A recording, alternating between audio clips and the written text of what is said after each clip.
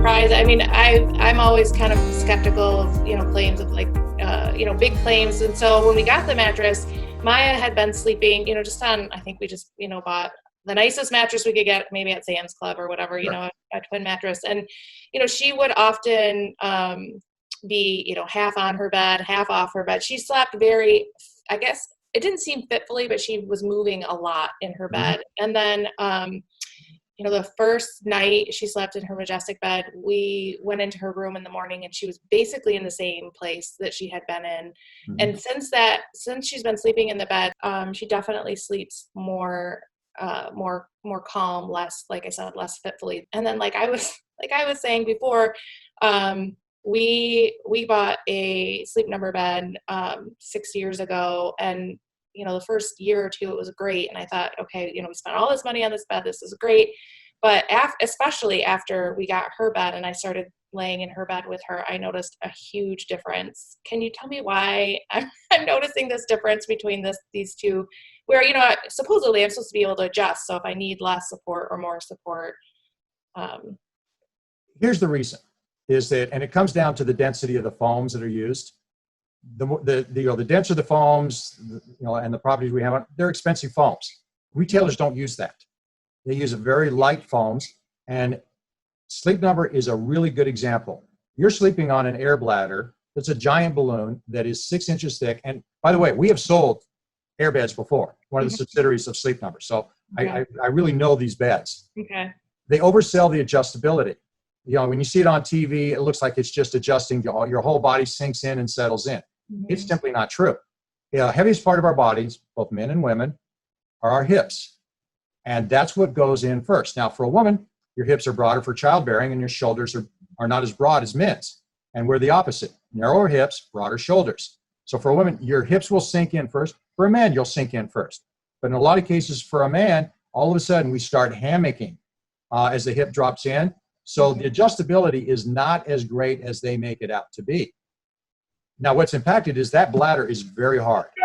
And on top of it, they put egg crate foam.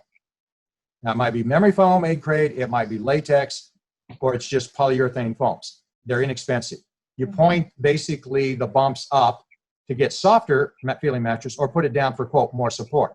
The problem is that foam breaks down in less than 2 years. And if you look at their warranty, it's not covered. That's kind of 2 years. Yeah, and now that's what happened to you. Yeah. And so I've never understood that. There's something I wanted to add because you brought something up that we didn't touch on. The mattresses at Sam's Club and Costco. National brands, but what you'll find there is they're the lower priced mattresses in each category. So there can be a Tempur-Pedic, but it's their lower priced one, the weakest quality. That all of these are basically for a retail shopper that has no issues of any kind. Okay. Like wants a guest bed. And I always tease around. I go, the reason they want this in their guest room is so their people won't stay that long, so they'll leave. And that's not the kind of bed that you want to get. The returns are just unbelievable. The number of returns that come through back to Costco, and Costco and Sam's Club, they're okay with that because it goes back to the manufacturer and they're not out anything. Right. So it's not a broad spectrum bed that everybody can buy and get a solution. And there's a reason for all this, because the whole industry has changed. And we found out by accident. In 2001, we were with the major manufacturer of all components for every national brand. Sealy, Serta, Simmons, Spring Air, Stearns & Foster, King Coil, and even the off-brands are buying from this company. And he was looking at our patient catalog that year, and he was looking at the term of our warranties and what we did.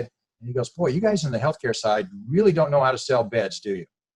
And we're kind of shocked looking at him and go, okay, why? And he goes, well, if you would sell any of these other brands, you'll sell more beds. And my partner at the time looked at him and goes, okay, why? And he said, we changed the composition of the foams so they'll break down faster. So people, instead of 10 to 15 years, have to buy a bed within 6 years. Even there's advertisements by a major retailer, which is the largest chain in the country, mattress firm. If your mattress is 6 years old, you need to get rid of it. What happens as that foam breaks down, and it's usually within an inch in the first year, is that as the comfort layers break down, you get more counter pressure. First, it's stressing out muscles because it's contorting the shoulders and the hips. This contorts the spine. It starts cutting off circulation. The heart has to work harder for your sleep. Your sleep becomes restless. You start soreness, becomes stiffness. then becomes pain, and eventually you go, I got to get another bed. And then you're bombarded with all of these specials because these beds are cheaper to make. And the warranties are designed not to be to the point where it's broken down. The warranty indentation is a little bit deeper, so they don't have to fix it. So you're doing all of these things. You're tossing, turning over 100 times a night.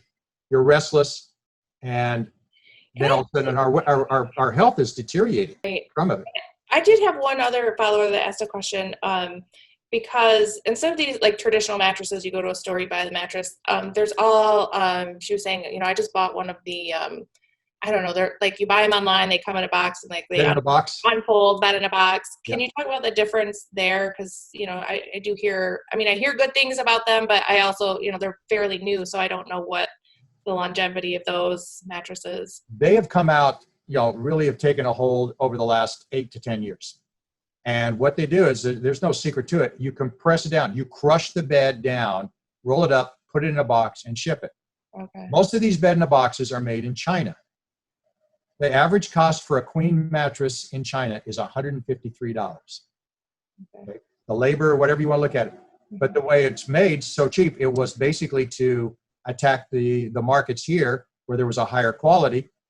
And the U.S. had opened up the door by lowering the quality of their foam so they could sell you more beds. So this was natural to bring this into the market, talking about we have discovered the secrets in retail, and we're cutting out the middlemen and everything else. The only way you can make this bed is with lighter foams that have no benefit, and remember the bed that you have. That lighter foams that on top of the bladder lasts a couple of years, and then the benefit's gone. Okay. Same things here. When you crush a mattress like that using lighter foams, you will lose up to 40% of the durability while it sits in that box. Okay. As opposed to not being compressed. That's number one. Number two, these foams are so light anyway, they're going to last only a couple of years. So a lot of these companies get great reviews in the beginning because the people that are buying them don't have a lot of symptoms. And if they did, it's the worst thing they could have bought because it won't help in any way, and it'll actually do more harm than good. And they end up with a mattress that now the reviews are coming back going, this thing's terrible. This is a piece of junk. So anybody with symptoms, you have to have certain densities in the foams to support your body so you can get a better night's sleep. There isn't a bed in a box out there that can work. Right. And if a lot of the time these beds are compressed for over 6 months, transporting them over here, right. And even if they're made in the U.S., it's the same problem. And what's the longevity again of the Majestic bed that's meant to? The warranty on our beds are 15 years. Even Tempur-Pedic has, because they've gone to lighter foams, is now 10 years, and they're breaking down in about 3 to 4 years. Okay. People are starting to realize. And we're changing out a number of Tempur-Pedics to ours. Okay. And I used to be a consultant to their medical division years ago. But they dropped all of those foams. They went to the lighter foams that there's no medical benefits or symptom benefits. So that's one of the differences between the two. Now, we can compress a Majestic bed when we ship it, and it has no impact on the durability because the foams are so dense, it doesn't hurt it. One way or another. We've tested it, but you do this with any of the others, whether it's Purple, Nectar, Casper, any of the names, it's like the retail side of all the national brands. Right. And you're taking orders and, packing and shipping within, a week. So these aren't sitting in a factory compressed for months and months. No.